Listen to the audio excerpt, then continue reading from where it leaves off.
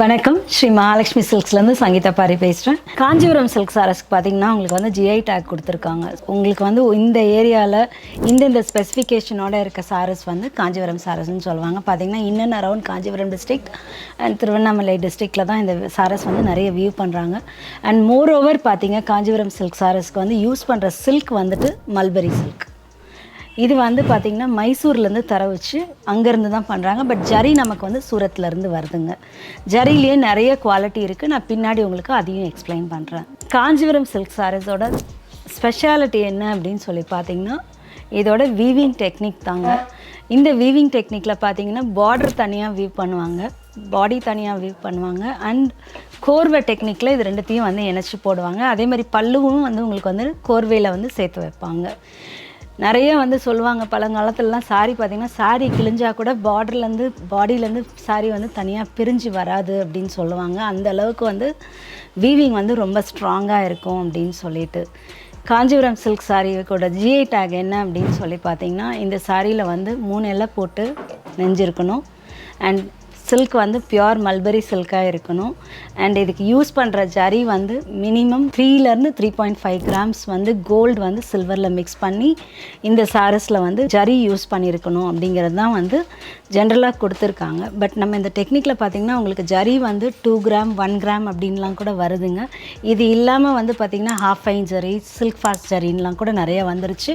But technique அதையே maintain பண்ணி அந்தந்த ஃபேமிலி அவங்கவுங்க எக்கனாமிக் லெவலில் வாங்கணும் அப்படிங்கிறதுக்காக பார்த்திங்கன்னா கோல்டோட அளவை குறைச்சும் ஜரி போட்டு வருது.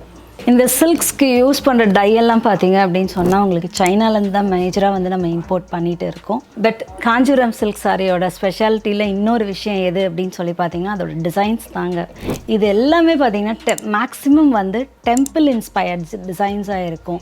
ஸோ நம்ம டெம்பிள் ஸ்கல்ப்சர்ஸில் பார்க்குற அன்னபக்ஷி, யானை, இருத்தலை பக்ஷி, இந்த மாதிரியான ட்ரெடிஷ்னல் டிசைன்ஸ் நிறைய யூஸ் பண்ணியிருப்பாங்க.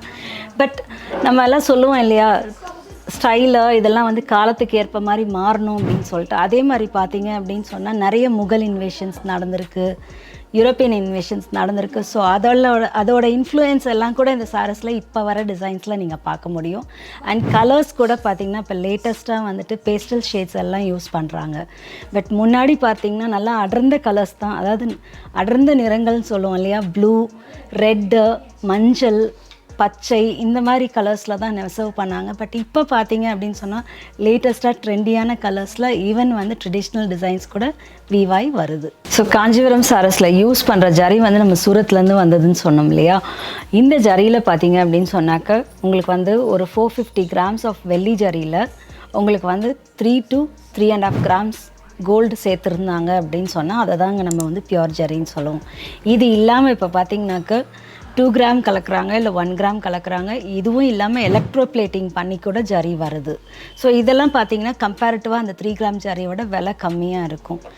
இது இல்லாமல் 4வது ஒரு கேட்டகரி இருக்குது, சில்க் ஃபாஸ்ட்டுன்னு சொல்லுவோம். அது என்னென்னா பட்டு நூல் மேலே உங்களுக்கு வந்து கோல்டு கலர் ஜரி வந்து சுற்றியிருப்பாங்க. அதே வந்துட்டு உங்களுக்கு சில்க் இல்லாமல் பாலிஸ்டர் நூல் மேலேயும் வரும். அதுக்கு வந்து ஹாஃப் ஃபைன் ஜரி இல்லைனா வந்து டெஸ்டட் ஜரி அப்படின்னு சொல்லிட்டு சொல்லுவாங்க. ஒரு காஞ்சிபுரம் சாரி உங்கள் கையில் கிடைக்கணும் அப்படின்னு சொன்னால் 3லேருந்து 10 நாள் ஆகுங்க. இந்த இது எப்படி டிசைன் ஆகுது அப்படின்னு பார்த்தீங்கன்னா வீவரோட ஸ்பீடு, இன்னொன்று வந்து டிசைனோட காம்ப்ளெக்சிட்டி, அதில் யூஸ் பண்ணுற ஜரி, புட்டா அண்ட் அந்த ஒர்க் எல்லாம் இருக்கு இல்லையா, அதோட காம்ப்ளெக்சிட்டியை பொறுத்து உங்களுக்கு வந்து நாள் கூட வரும். இப்படி தாங்க ஒரு காஞ்சிபுரம் சில்க் சாரியும் உங்கள் கையில் வந்து சேருது. நெக்ஸ்ட் வீடியோவில் வேறு ஒரு சாரி பற்றி பார்க்கலாம்.